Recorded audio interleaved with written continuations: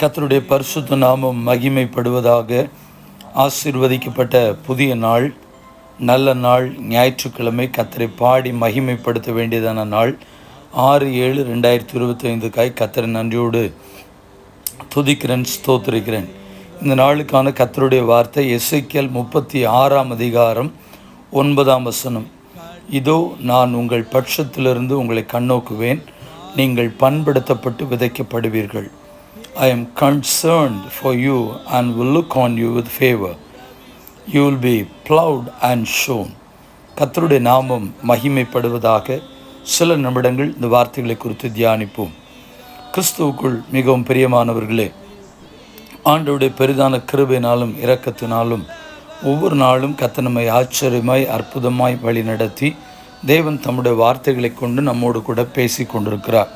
ஒவ்வொரு நாளும் ஒரு சிறு செய்தியோடு ஜெபம் நமக்கு ஏறெடுக்கப்படுகிறது. இந்த நாளில் ஆண்டவர் நம்மோடு கூட சொல்லுகிறார், நான் உங்கள் பட்சத்திலிருந்து, அதை இன்னும் தெளிவாக சொல்லணும் அப்படின்னா, நான் உங்கள் அருகில் நின்று உங்களை நான் கண்ணோக்குவேன்.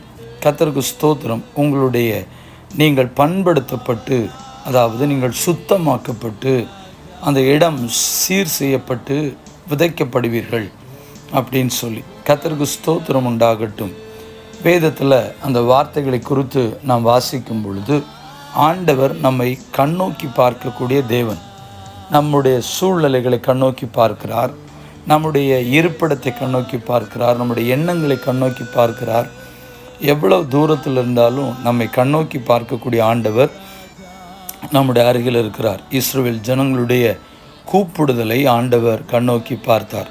யாத்திராகமம் 2:25 தேவன் இஸ்ரவேல் புத்திரரை கண்ணோக்கினார், தேவன் அவர்களை நினைத்தருளினார். God looked on the Israelites and was concerned about them. ஆண்டவர் இஸ்ரவேல் புத்திரரை கண்ணோக்கினாராம். அப்படி அவங்களை கண்ணோக்கி பார்ப்பதற்கான காரணம் என்ன?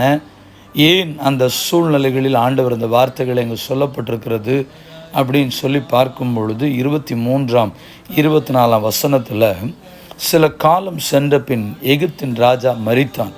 இஸ்ரவேல் புத்திரர் அடிமைத்தனத்தினால் தவித்து முறையிட்டு கொண்டிருந்தார்கள். அவர்கள் அடிமைத்தனத்திலிருந்து முறையிடும் சத்தம் தேவ சந்நிதியில் எட்டினது. தேவன் அவர்கள் பெருமூச்சை கேட்டு தாம் ஆபிரகாமோடும் ஈசாக்கோடும் யாக்கோபோடும் செய்த உடன்படிக்கை நினைவு கூர்ந்தார். During that long period, the king of Egypt died. The Israelites, groaned in their slavery and cried out, and their cry for help because of their slavery went up to God. God heard their groaning, and he remembered his covenant with Abraham, with Isaac, and with Jacob. அவர்கள் கூப்பிடுதல், அடிமைத்தனத்திற்குள்ளே ஆலோட்டிகளை வைத்து அந்த பார்வோன் அவர்களை ஒடுக்குகிறதும் அவர்கள் கர்த்தரை நோக்கி முறையிடுகிறதும், அந்த சத்தத்தை ஆண்டவர் கேட்டு மோசே என்னும் இரட்சகனை கர்த்தர் எழுப்பி இஸ்ரவேல் ஜனங்களுக்கு கர்த்தர் விடுதலை கொடுக்கும்படியாய் அவர்களை கண்ணோக்கினார் என்று வேதம் சொல்கிறது.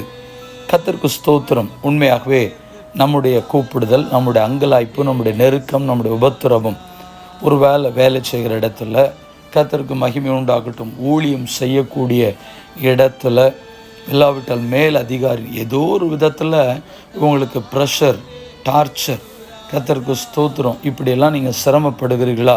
உங்களுடைய கண்ணோக்கி பார்க்கக்கூடிய ஆண்டவர் ரொம்ப தூரத்தில் அல்ல, உங்கள் பட்சத்திலிருந்து, உங்கள் அருகிலிருந்து உங்களை கண்ணோக்கி பார்க்கிறார். லேவியராகமம் 26:9 கர்த்தர் தம்முடைய ஜனங்களை பார்த்து சொல்கிறார், நான் உங்கள் மேல் கண்ணோக்கமாயிருந்து உங்களை பலுகவும் பெருகவும் பண்ணி உங்களோடு என் உடன்படிக்கை திடப்படுத்துவேன். Look on you with favor and make you fruitful and increase your numbers, and I will keep my covenant with you. கர்த்தருக்கு ஸ்தோத்திரம். நம்முடைய ஆண்டவர் நாம் பெருகும்படியாய், நம்மை ஆசீர்வதிக்கும்படியாய், நம்முடைய எல்லைகளை விஸ்தாரமாக்கும்படியாய், நம்மை தைரியப்படுத்தும்படியாய் கர்த்தருக்கு ஸ்தோத்திரம் உண்டாகட்டும். நம்மேல் கண்ணோக்கமாய் இருக்கக்கூடிய ஆண்டவர் நம்முடைய ஆண்டவராக இருக்கிறார். ஏசாயா 18:4 நான் அமர்ந்திருந்து பயிரின் மேல் காயும் காந்தியுள்ள வெயிலைப் போலவும் அறுப்பு காலத்து உஷ்ணத்தில் உண்டாகும் பனி மேகத்தைப் போலவும் என் வாசஸ்தலத்திலிருந்து கண்ணோக்குவேன் என்று கர்த்தர் என்னுடனே சொன்னார். கர்த்தருக்கு ஸ்தோத்திரம். ஒரு எதிர்பார்ப்போடு பயிர் நிலத்தின் மேல் காய்ந்து கிடக்கிற பயிரின் மேல் கர்த்தருக்கு ஸ்தோத்திரம் ஒரு பனி மேகம் இறங்கி அந்த காய்ந்து போன புல்லின் மேல் பயிரின் மேல் ஒரு அமைதியை அல்லாவிட்டால் ஒரு குளிரை ஒரு தண்ணீரை பொழிய பண்ணுவது போல கர்த்தர் நம்மேல் கண்ணோக்கமாய் நம்மேல் கவனமாய் இருக்கிறார். This is what the Lord says to me. I will remain quiet and will look on from my dwelling place like a shimmering heat in the sunshine, like a cloud of dew in the heat of harvest. கர்த்தருக்கு தேவையுள்ள நேரத்தில், அதாவது விடாய்த்து போயிருக்கிற நேரத்தில், அங்கலாய்ப்போடு கூட இருக்கிற நேரத்தில், உள்ளத்தின் விசாரங்கள் பெருகியிருக்கிற நேரத்தில் ஆண்டவர் ஒரு பனி மேகத்தை போல் நான் இருப்பேன் என்று கர்த்தர் சொல்லுகிறார். சங்கீதம் 102:20 தம்முடைய உயர்ந்த பரிசுத்த ஸ்தலத்திலிருந்து பார்த்து வானங்களிலிருந்து பூமியின் மேல் கண்ணோக்கமானார். To hear the groans of the prisoners and release those condemned to death. கர்த்தருக்கு மகிமை உண்டாகட்டும். நம்மை கண்ணோக்கி பார்க்கிறார். வேதத்தில் யாரை கண்ணோக்கினார்? சங்கீதம் 53:2 சொல்லப்பட்டிருக்கிறது, தேவனை தேடுகிற உணர்வுள்ளவன் உண்டோ என்று பார்க்க தேவன் பரலோகத்திலிருந்து மனுபுத்திரனை கண்ணோக்கினார்.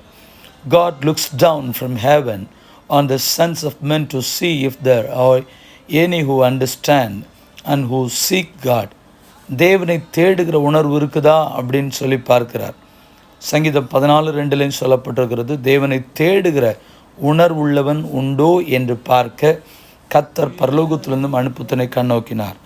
The Lord looks down from heaven on the sons of men to see if there are any who understand and who seek God.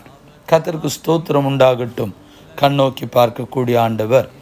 106 சங்கீதம் 44 சொல்லப்பட்டிருக்கிறது, அவர்கள் கூப்பிடுதலை அவர் கேட்கும்போது அவர்களுக்கு உண்டான இடுக்கத்தை அவர் கண்ணோக்கி அவர்களுக்காக தமது உடன்படிக்கையை கர்த்தருக்கு ஸ்தோத்திரம் நினைத்து தமது மிகுந்த கிருபையின்படி மனஸ்தாபப்பட்டு அவர்களை சிறைப்பிடித்த யாவரும் அவர்களுக்கு இறங்கும்படி செய்தார். கூப்பிடுதலை கண்ணோக்கி பார்க்கிறார், நெருக்கத்தை கண்ணோக்கி பார்க்கிறார்.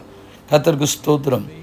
He took note of their distress when he heard their cry. For their sake he remembered his covenant, and out of his great love he relented.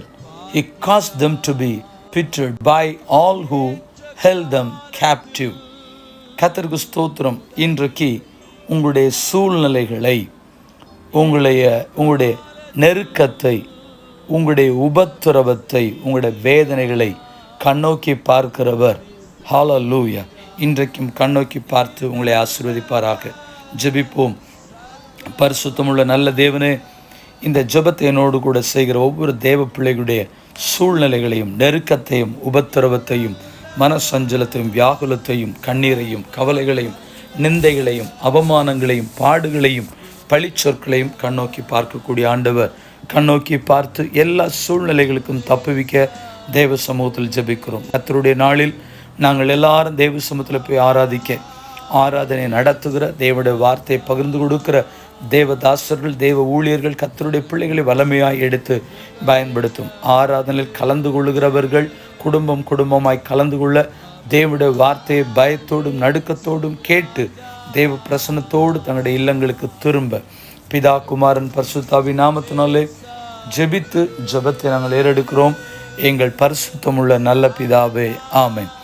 வாழ்த்துக்களுடன் ஜெபங்களுடன் pastor Jebadas. WhatsApp 9345353730. May Jesus bless you all. ஏமன். பிரியமானவர்களே, இந்த வார்த்தைகள் உங்களுக்கு பிரயோஜனமாக இருந்தால் தெரிந்த அறிமுகமான மக்களுக்கு அனுப்புங்கள். கர்த்தர் உங்களை ஆசீர்வதிப்பாராக. ஆமென். ஆமென்.